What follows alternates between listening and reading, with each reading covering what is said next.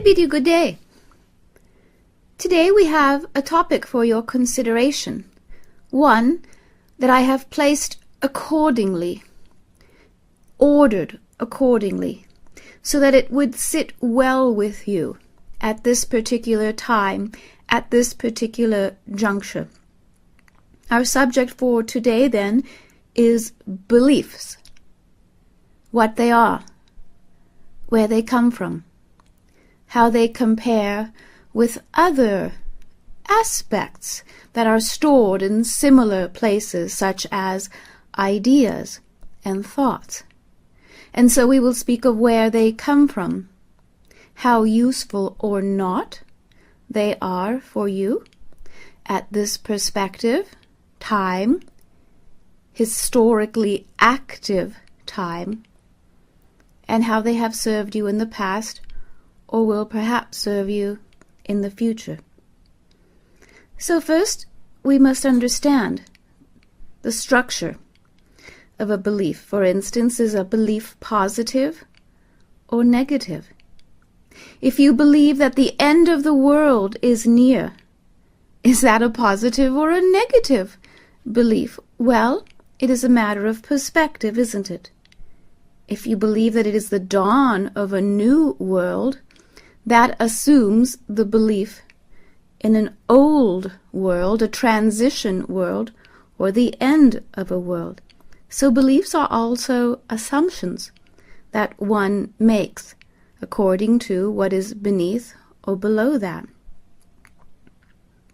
What about beliefs regarding prophecies and predictions? Do you believe in them or not? Do you want to believe what they are, what they say, how they are represented? This also makes a very interesting and unique difference. Do you believe in the posit ideas of heaven or hell, where you live, where you will go, based upon what? How did these ideas become beliefs? And why do they matter to you at all? Why does one need to live with beliefs in a structure at all? Where are they stored, do you believe? Where do they come from? And where do they go when you finally dismiss them or replace them? In essence, a belief is no more than a premise of something that you believe to be true, or in some cases that you believe to be false. But for the most part, beliefs are true, at least to the mind. Now, the mind stores beliefs in a place that stores all mental representations. Is an idea a mental representation? Well, already we found the gray areas then. An idea is a mental representation if it is an idea that has been thought of for a very, very long time, and if there is a belief that supports that idea. For instance, if the thought or the idea is that mankind is slowly or quickly using all of the resources of the planet, and that these are in limited supply, well, it is only an idea that you had better get on with doing something about it. But the idea is a mental representation because it is stored in the belief of lack versus plenty. It is stored in the belief that it is finite rather than infinite. So the difference then between beliefs and ideas is that ideas do not depend upon beliefs. If an idea does depend upon a belief, if it is found to be dependent upon a belief, then it is not a true or free idea. It is a mental representation. It can be sorted from the beliefs. It has a slight different frequency about it. An idea sounds a little bit more free, doesn't it? It sounds a little bit less conditioned than a belief, doesn't it? But here I tell you that the differences between these are infinitesimal, unless, as we will discover later, that one can add consciousness to an idea, or a thought, or a belief. Consciousness, we could see, is that which simply purifies a thought or an idea or belief. Consciousness dislodges it from the past and makes it active in the present. That is all that consciousness does. Consciousness is not necessarily evolution, but it has been linked to that. Consciousness is not spirit nor spirituality. If you like, consciousness is that which frees a thought or an idea, a purpose, a person. It frees one from the trap, from the quicksand of the past. It allows one to be present in the moment. It allows one to rethink or think for the first time, or think or create with a new idea. It purifies the process. It allows that which is dense to, at least temporarily, be separated from the light. It separates matter from light, if you like, allowing one the independence to choose. So consciousness brings choice, and it allows one to free oneself from past beliefs. Why do we say past beliefs? Because all beliefs are rooted in the past. In order to believe something, it must have been shown to you, ingrained in you, conditioned in you, prejudiced. Everything that you believe in, whether or not you can prove it, whether or not you have experienced it, comes to you from the past. A belief in someone or something is very similar. However, there are certain associations that one could make. If you believe in someone, for instance, well, that includes a measure of faith. Now you have added faith or trust to a belief. The belief still comes from the past, but in some ways you have elevated it because you have invested yourself in that belief. You have invested into it, entrusted to it the idea of faith or trust. This means that in some way you have added something to do with the now moment, or something that you hope will continue to be true in the now moment. And so you are adding to the longevity of a thought that you believe in.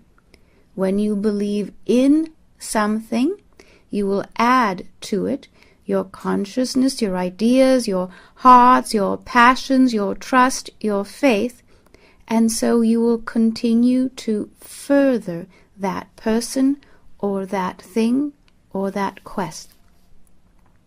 When you believe in someone or something, it does not matter whether it is right or wrong, true or false. Your faith and your trust do not necessarily require those things. However, it goes unsaid in some way that when you put your trust in something or someone, your belief in them or that there is something inherently important or true about it or them as far as you are concerned. So as you add consciousness, faith, and trust into a belief, the belief becomes stronger, at least for you. Now here is where you must take care, because the stronger a belief becomes, in some ways also the more dense it becomes, the more important it is that someone measure up to the belief that you have placed in them, to the faith that you have bestowed upon them or that. And so now there is a part of you that wants it or them to be right or true or to win or to be uplifted or what it will be. So you have invested hope, faith, trust, and consciousness. And perhaps you begin to see then how beliefs become as strong as they do, as rooted as they do, because other individuals just like you, wise and important and creative individuals like you, have found at different times good reasons, reasonability to invest in a thought that later becomes a belief. So, a belief for the most part is a closed-ended system. A thought or an idea is open-ended. You say, well, I can change my mind. Yes, you can change your mind. You can change your thought. You can redirect an idea. For your mind is creative. But beliefs, well, again, not only do they come from the past, but they have received a good deal of reinforcement from you, from many others, from realities, from truths, from falsities, from stories, from mythologies and histories that have been written and rewritten to suit the variety of beliefs, until what you have left is the investment in them more than the belief itself. It is rare that you will have the ability to prove to yourself that the belief is right. Because of the law of polarities, if you believe it or that or him or her is right, there will be that which opposes it. There will be that says it is wrong, even if you say it is right. Now perhaps you will begin to see why I have chosen this topic at this time. Because in essence, humanity and the earth together have now entered what you could call the neutral zone, the null zone, in which polarities are either attempting to reconcile themselves or to lash themselves one to the other, to crash into themselves, or to move into such opposite places that it is difficult for them to see each other or the similarities between them. Certainly you see this at play in your governments. For all those who say it is a good idea, there are those that will say it is a terrible idea, and those who believe in that idea are also terrible. You will see this played out in those that do battle with each other now, whether it is a battle of words or a battle of forces. You will see it and do played out in the systems of economies, the educations, and in fact in almost anything. You even see it played out in the weather, because the weather as well is taking on from the earth as well all of the polarities, receiving these from the elements, from the earth and the water and the fires. It seems as if something comes into balance only to fall out of balance. And part of that is natural or neutral at the end or close of an age, again making it very important that we explore this subject at this time. A belief, then, is not necessarily based upon knowledge, but the believer would like to believe that it is. If you believe a statement is true, You believe that there is enough knowledge behind it for it to sit atop it, to back it up. And so you, as the believer, then are being very reasonable, very assertive. You have evidence. You are just in your belief. You have guidance leading you to believe that something is true or true enough that you can believe in it or them. To some degree, humanity depends upon these beliefs a great deal. One of the reasons that you depend upon beliefs is that you do not yet understand the true system of cause and effect. And so you are at the effect of causes that you cannot completely see. And because of that, you are doing your level, neutral best to believe in something true and important. Believe that life matters.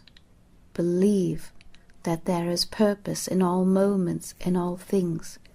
Believe that goodness prevails.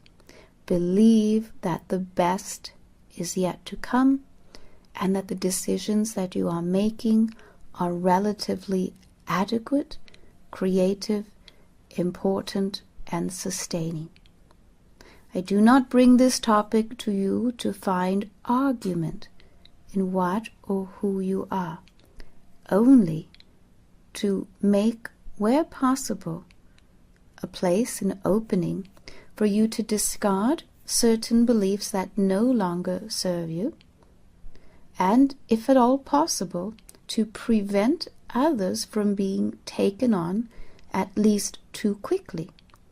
Or, if you will take on other beliefs, to do so out of your own choice, out of your own wisdom, out of a new knowledge rather than an old one, out of one that you create or identify for yourself, or one that you are relatively certain will still allow you to be conscious within the belief. Again, I remind you that beliefs, for the most part, come from the past. Well, in some ways, that is a little bit like saying that they are dead, isn't it? Now, do you believe in the Mayan calendar? Is the Mayan calendar dead? No. However, it was a calendar created by a long ago race. It was. That was created in the past for another time and another race.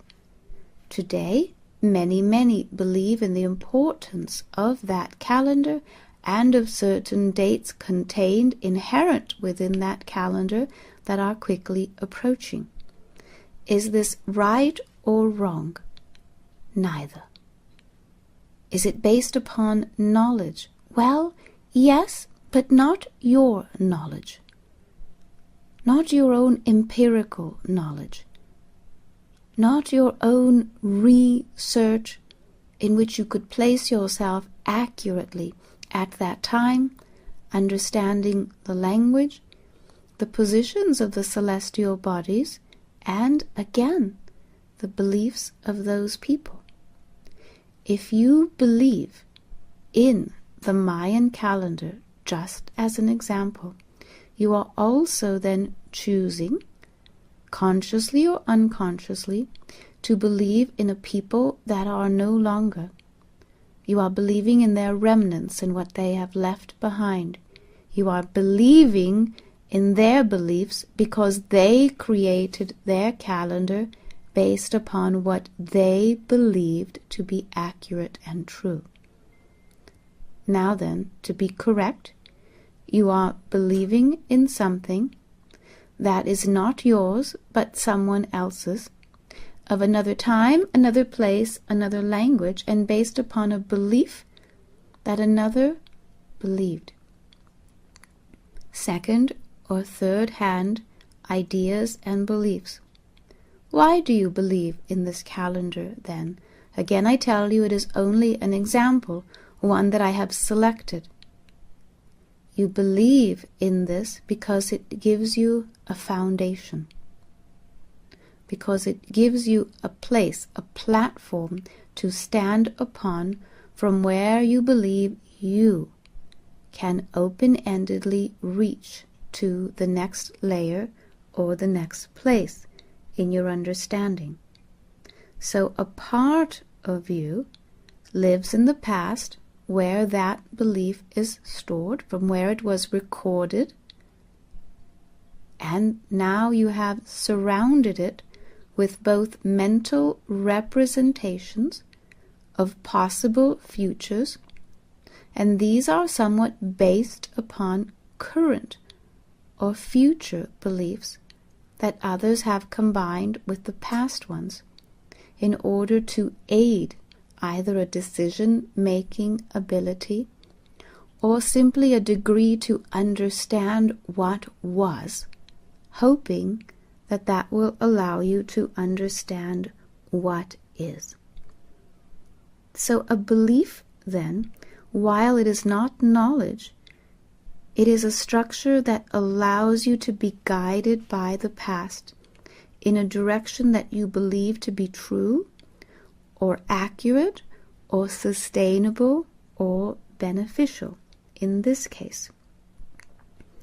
Now, we can also then explore a false belief.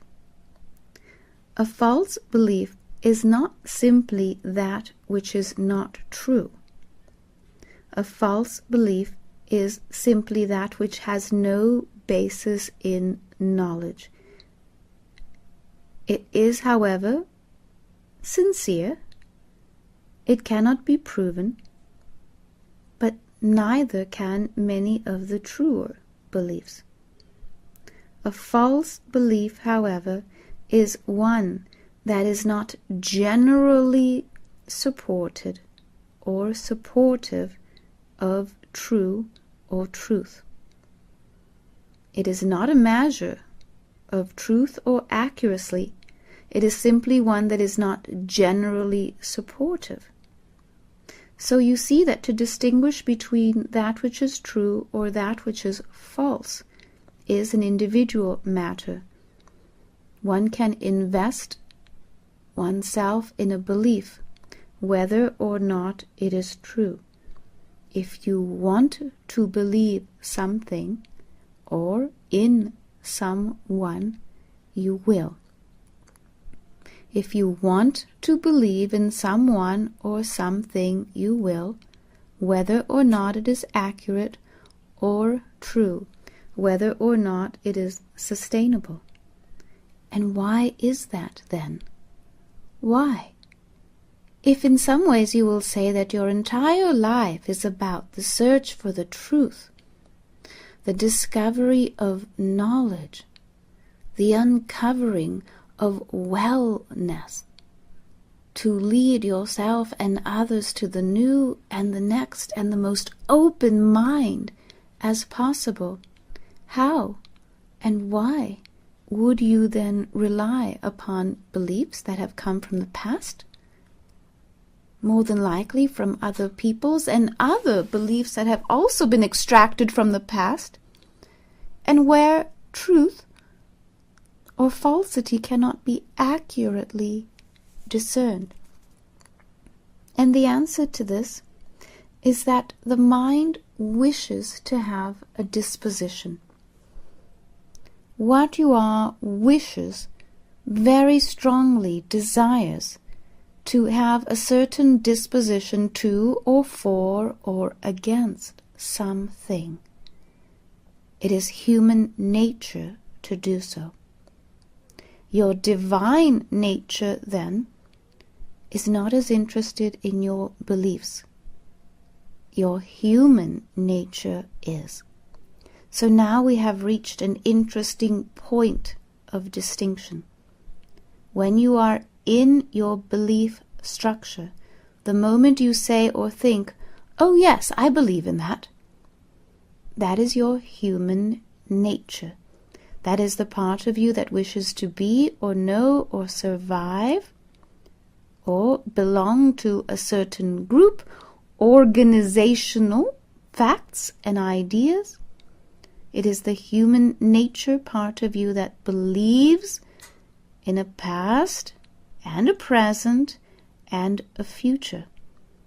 It is this part of you that believes in the creation story, in all of your mythologies, in the histories, because as you well know, your histories are not written nor recorded accurately, and yet you believe in them for the most part. And so the human nature wishes to believe in the linear thought, in the density of this, whether or not it is accurately true or fictionally true. To say that something is fictionally true is not false. It is simply to say that collectively all or most of humanity would find agreement, for instance, in a certain myth to do with your evolution, your creative, the human journey, how the human being was constructed or evolved from what and when and to what end. All of this belongs to the collective mythology of being. And humankind all subscribe to this. True be told, if you did not subscribe to this, you would find it very difficult to be in a human body. And here, momentarily, I address those that find it just that, so difficult life on earth. So very difficult to believe anything or anyone. So difficult to conceive that anything or thought or event or deed truly matters. Now, you may say that this applies to you generally, but the particular statements that I have just offered belong to a very small percentage of the population. For although there have certainly been moments in your life where you have said it doesn't matter and I don't matter, or life doesn't matter, these have been in uncomfortable moments and situations. While it has been true for you, it is not consistently true. In other words, it is not part of your belief system.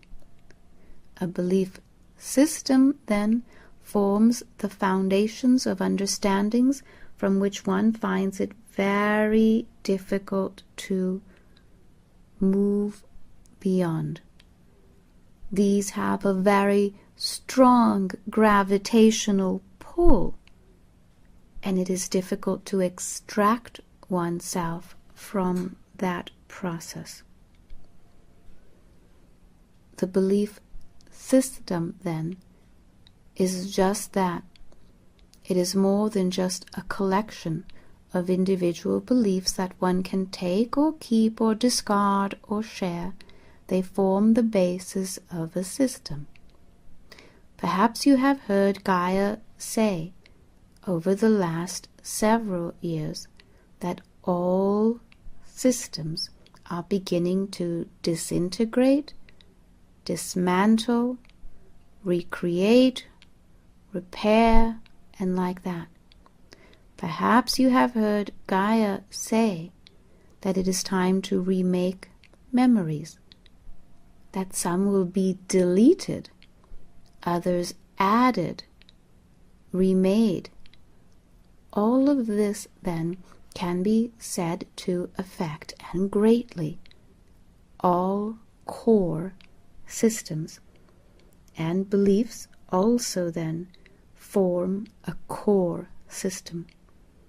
Core beliefs are those that are actively thought about. Those are the ones that you know are true or not true, but they are your core beliefs. You will always believe this about that. You will never believe that about this person or that. They are your core beliefs. They are your foundation. It is very difficult to shake them loose unless they are so challenged, so false as it would be, that they could be proven to you, even not once, again and again and again, before your core belief would change. A core belief is something that you believe about life itself, about yourself, about others whom you care and respect. The same is true of those whom, for instance, you may despise, or ideas that you believe strongly against. If you believe strongly against slavery, for instance, that is a core belief, and nothing and no one could take you to the belief that there is rightness in that theory or that system.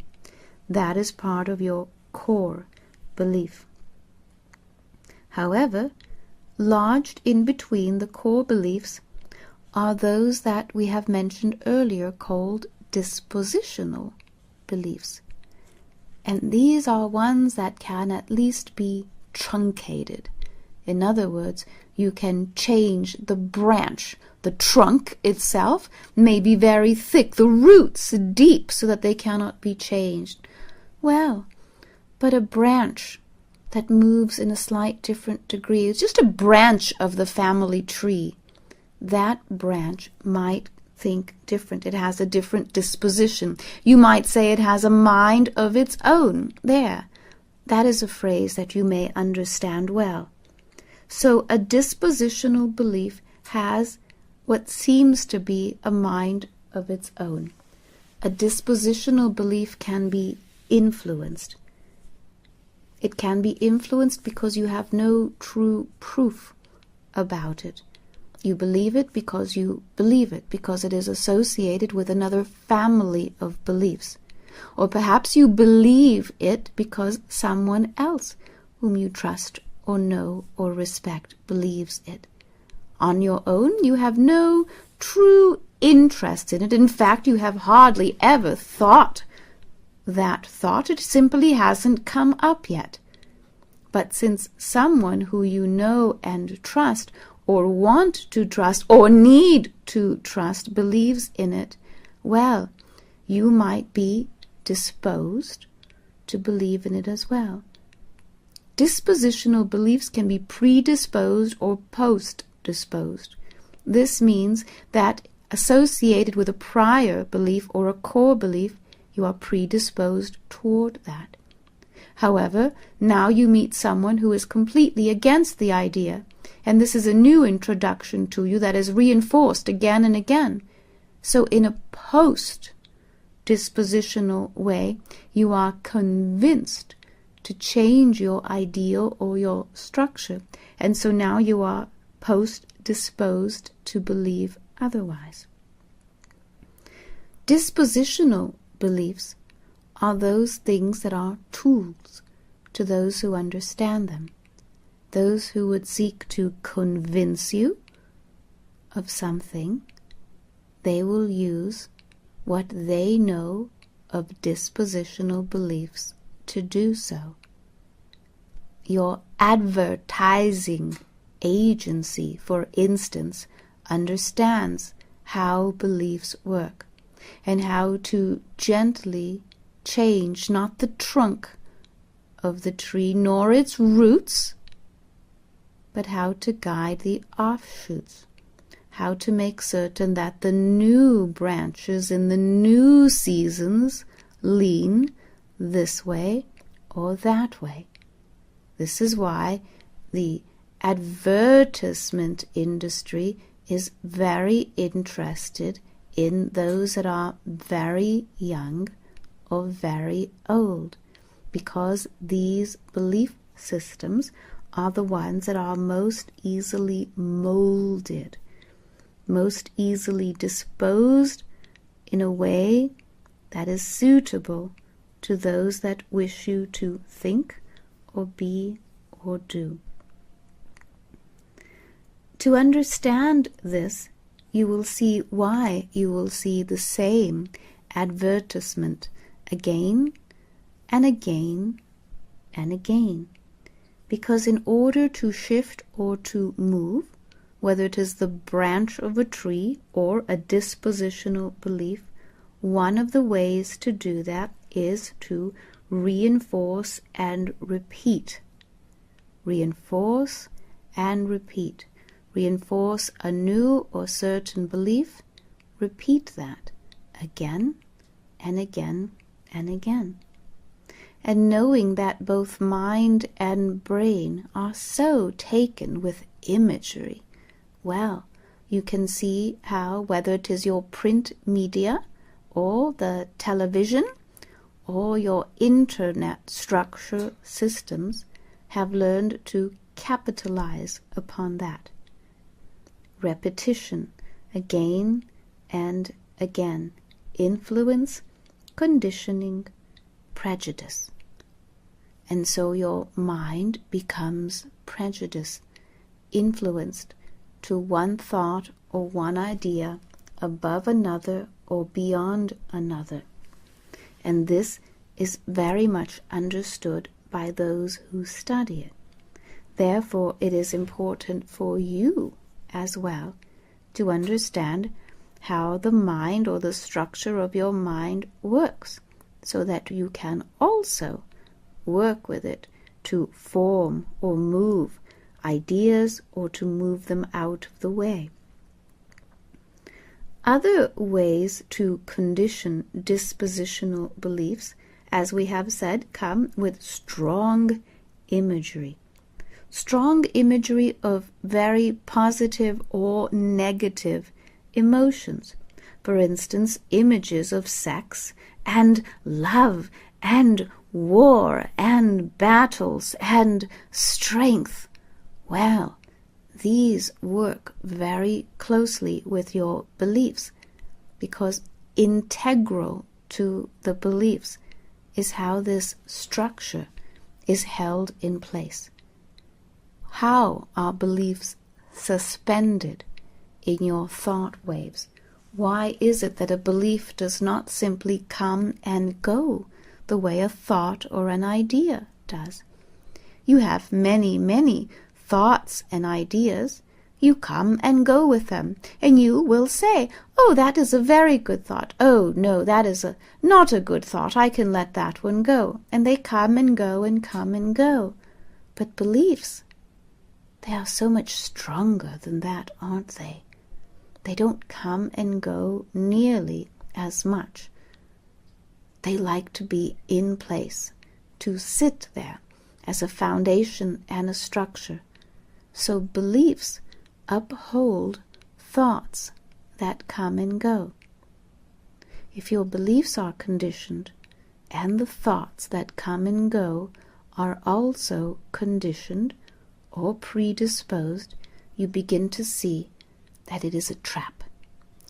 Therefore, the reason for our discourse, for this discussion. For Gaia wishes for you to free yourself from all prisons, from all traps, whether they are those that have been imposed upon you by yourself, or your beliefs that others can impose upon you. It is an important time now, on the cusp of a new age, to be and to feel as free as possible, so that you can create, so that you can think and be in the present moment, so that you will create for yourselves the future that you wish to have, that you wish and can create. Therefore, what are we to do with all this information now? It is not that Gaia has offered all of this to you only for you to realize that you are trapped and have always been so, that you are conditioned to believe all things and cannot escape from that. No, it is not the case at all. So here then we begin the second phase of this discussion, part 2, which is simply for you to understand what you can do with your beliefs. After all, they are yours. They are yours because you have brought them with you from another time and another place.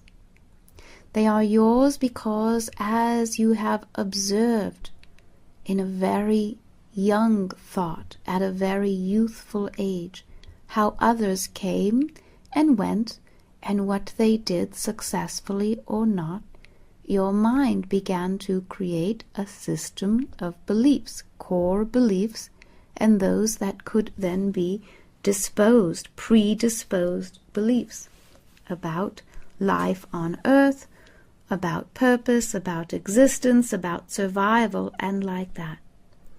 And so you began to justify, to make just. You see, beliefs do not need to be true for you to have them. They become yours once you determine that they are just. If you determine that it is just or fair, or that's how it is, that is when it becomes a core belief. And so begin to ask yourself now, do you believe in those things that are true or those things that are just? If they are not just or not true, would you be willing to move them over in favor of something else that may not exactly be a belief yet, something that we could call an exploration of experience? An exploration of experience is another way to say a journey to the unknown. You are journeying to the next thought. That next thought can be as simple as the next moment, or it can be a fathomable distance away. Are you willing, are you able to allow yourself to journey into an exploration of experience? This means that you will create the experience out of your own thoughts or what you draw to you, rather than what you have been predisposed to believe by another or even by yourself.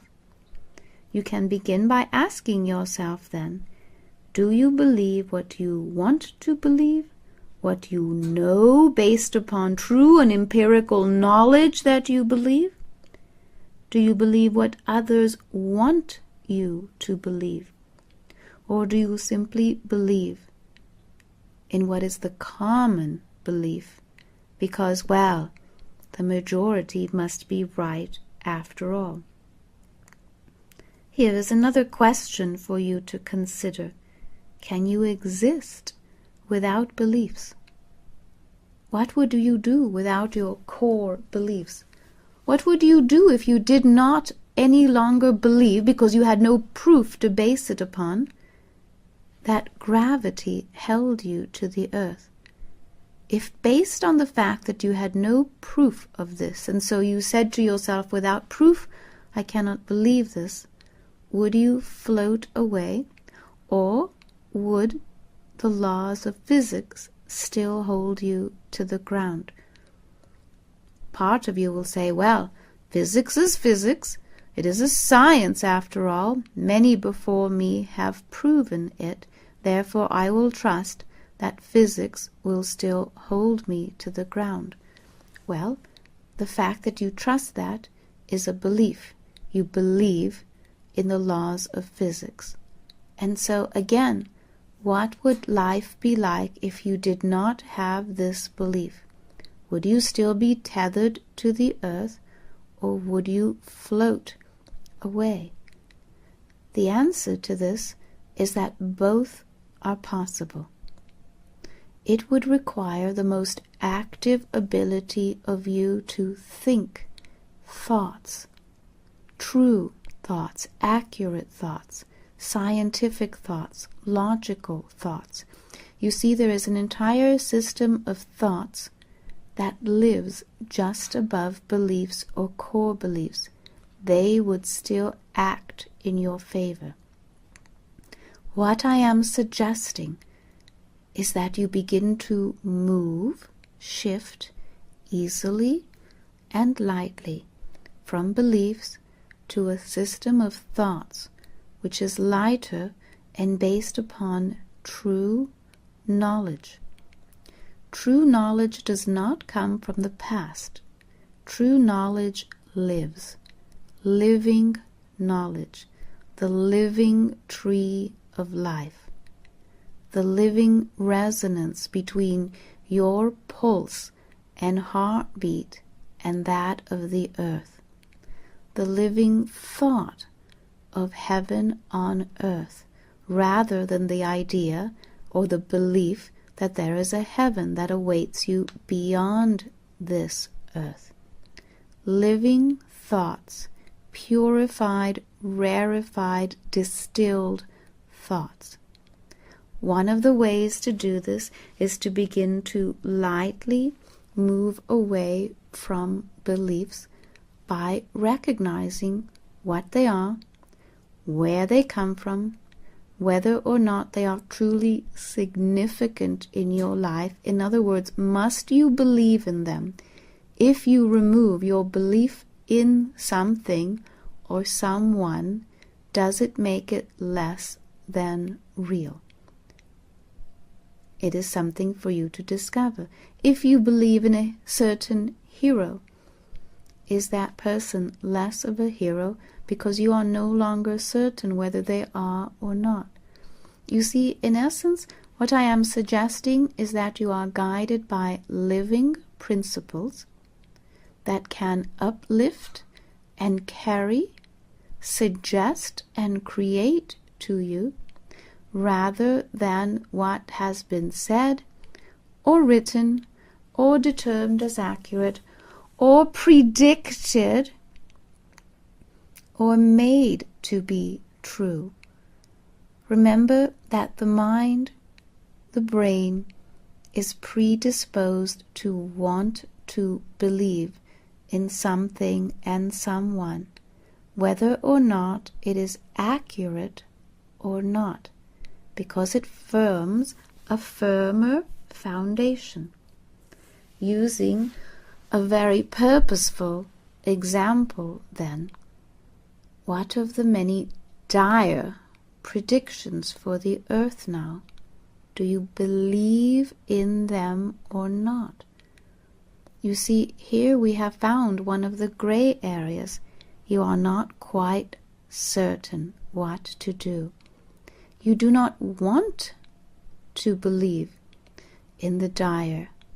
However, certain knowledgeable or influential individuals have posited certain theories that seem real enough, they seem possible enough, so they might be.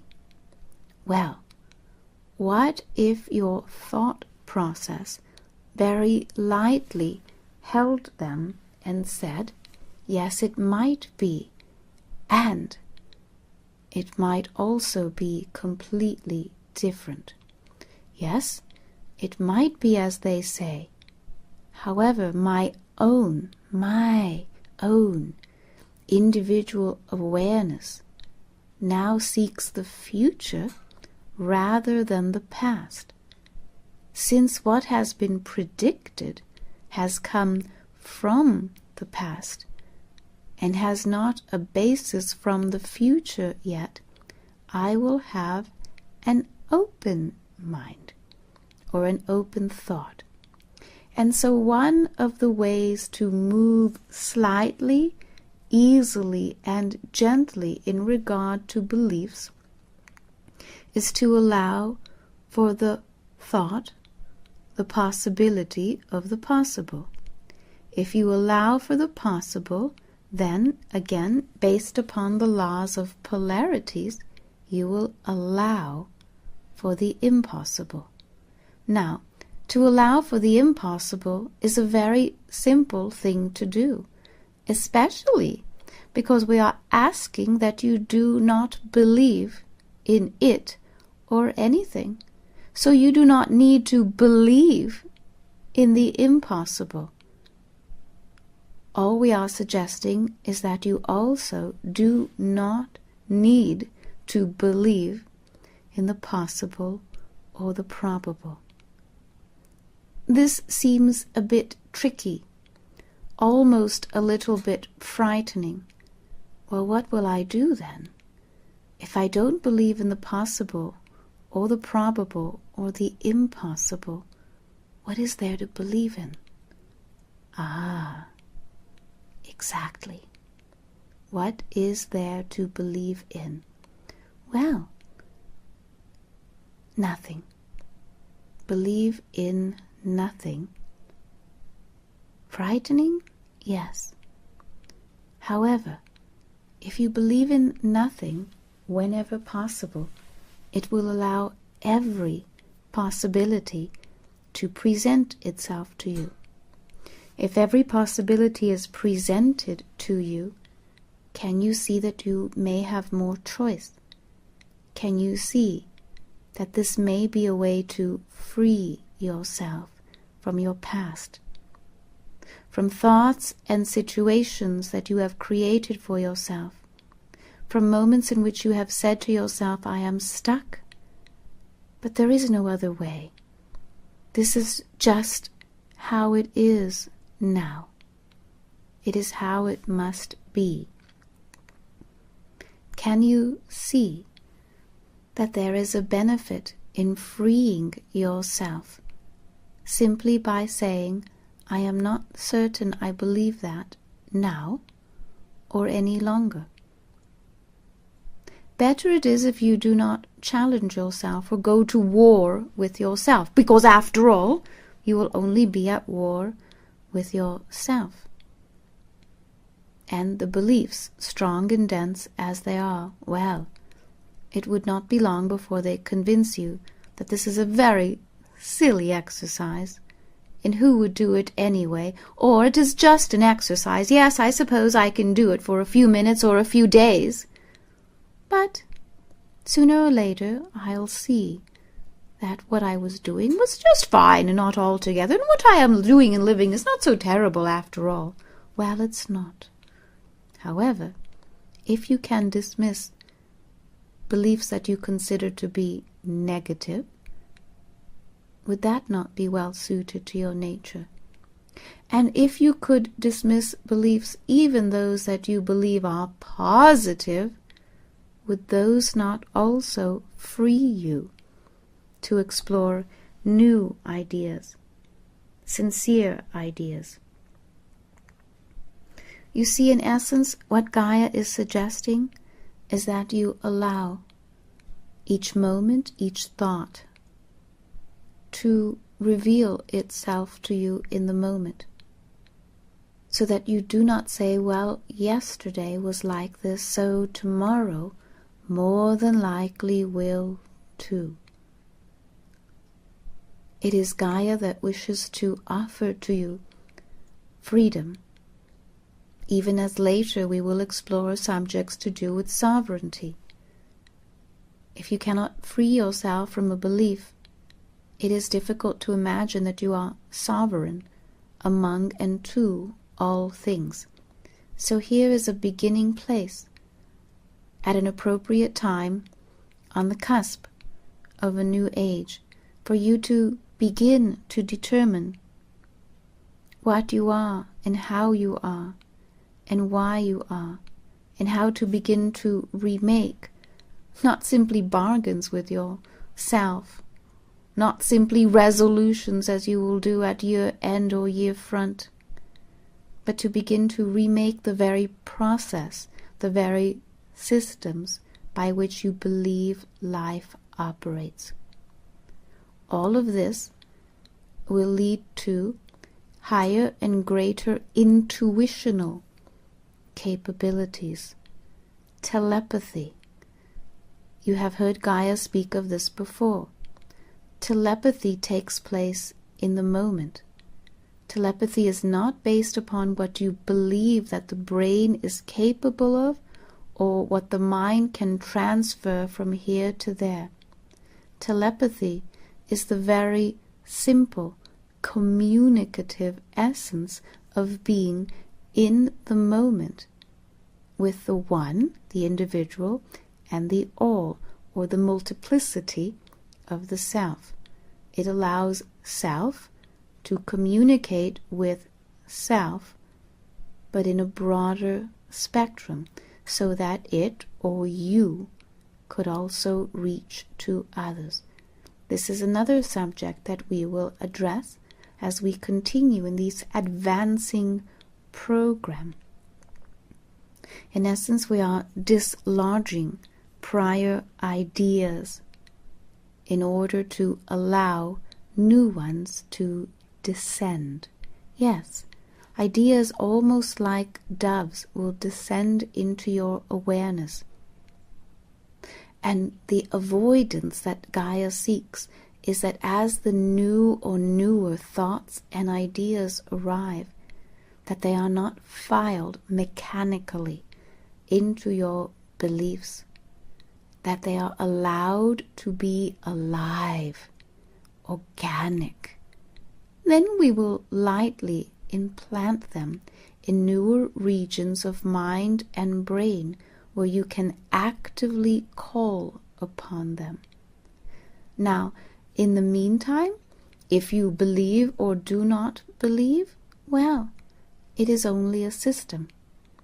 A belief system is just that. It will be a hindrance to you in the times and places in which it is, and an asset in certain ways, for it has served you. It has allowed you to manage your thoughts, to manage your identity within certain peer groups, to make certain decisions, although they may not necessarily have been creative choices. You make decisions based upon beliefs and structure. You make creative choices based upon desire, possibilities, and impossibilities.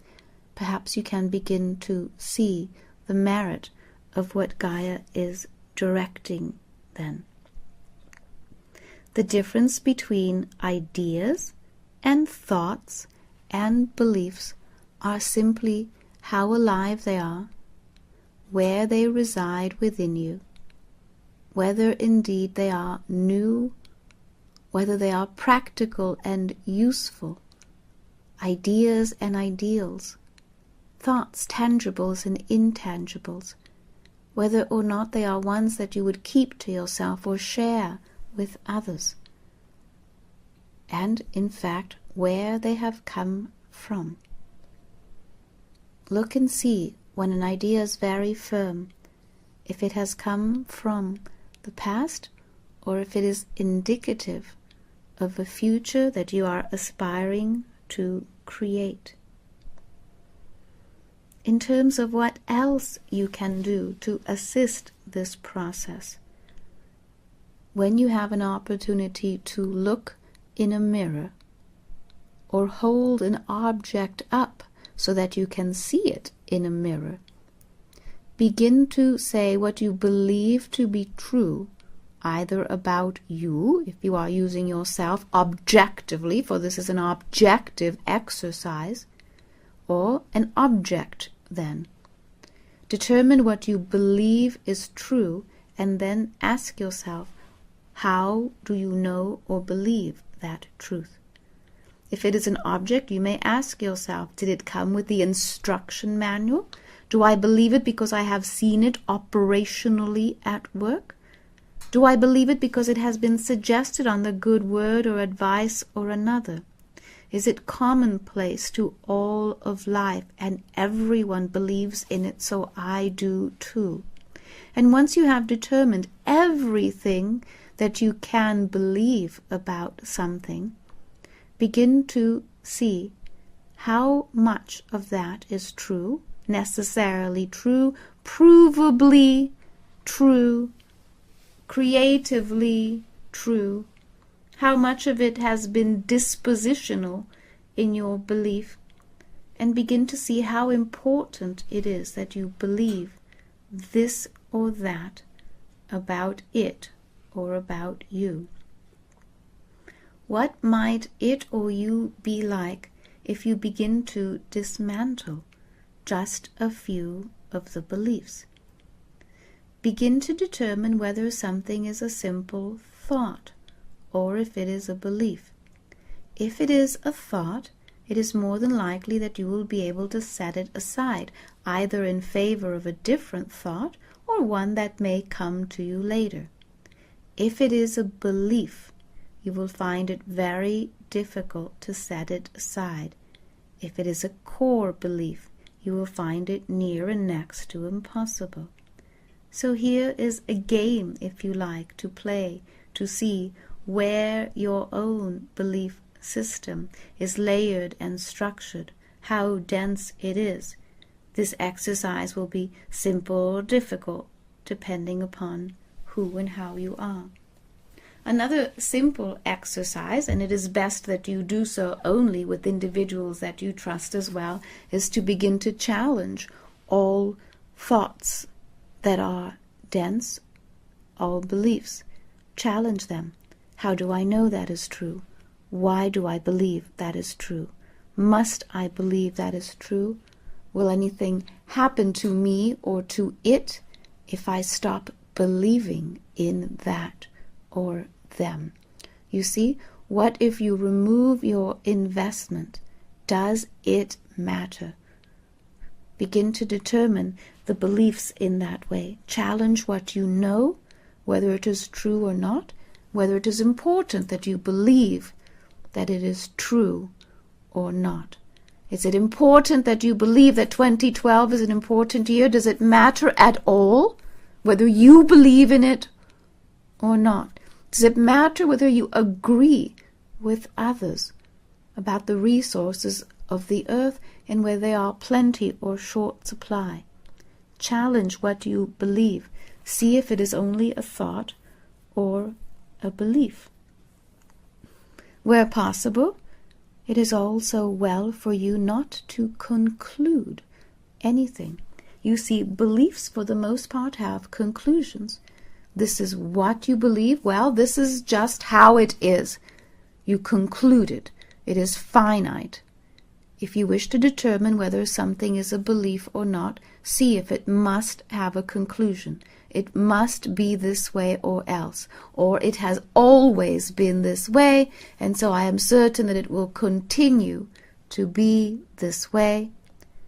Whenever possible, do not conclude. You may say to yourself, well, my experience has shown that until now it was that way or has been. But I no longer know if that is true. I am no longer willing to stake my life upon it, or I am no longer willing to say it as fact to another, because I am not certain. This will allow you to have an open mind. Now, other than the simple thought that an open mind is better than a closed mind, or it simply sounds more socially, culturally acceptable to say, I'm a very open-minded person, what are the other obvious benefits? An open mind allows travel to be more quickly. It allows thoughts to travel from here to there or to wherever without needing to know where here is and where there is. An open system is one that you trust yourself and others to participate in.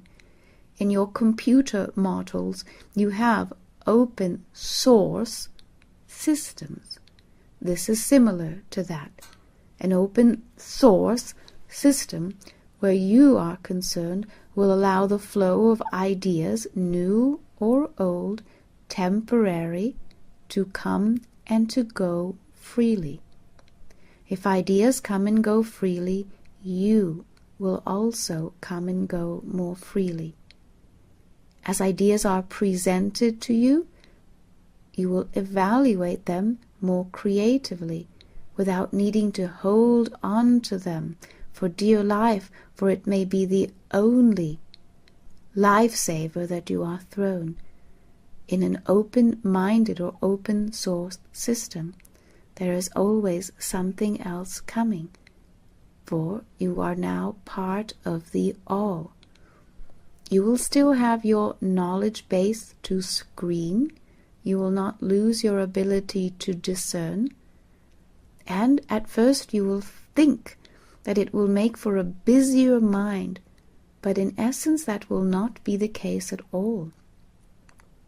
Because those thoughts that do not serve you or are not truly for you or about you will simply continue along that open corridor.